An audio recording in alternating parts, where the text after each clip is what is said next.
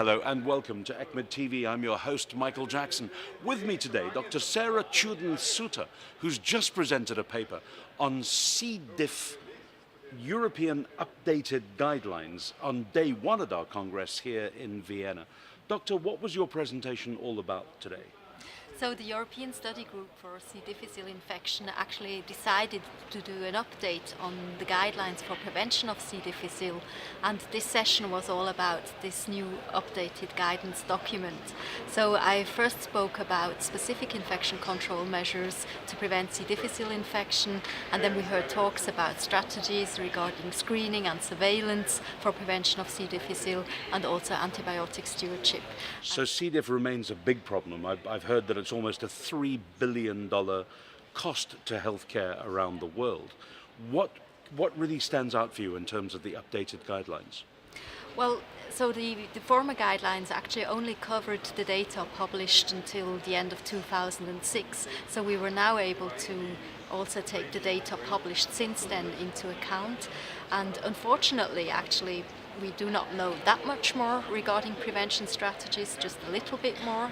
And we've talked about questions as changing hand washing to hand hygiene. So, for example, in contrast to the old guidelines, we're no longer recommending to change to hand washing for endemic settings. Perhaps those were We heard that around the world there are differing rates of C. diff infections.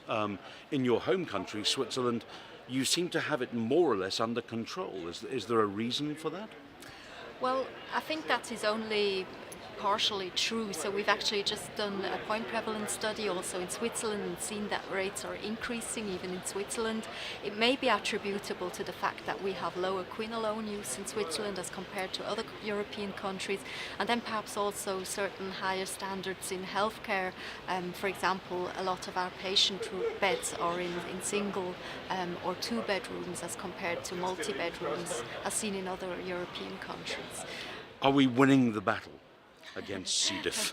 Well, if we look at the most recent data, we are actually seeing still an increase of CDI rates in Europe. So at this point, not yet, but we're working on it. So the new guidelines are exceptionally important, and you can find out more at ESCMID.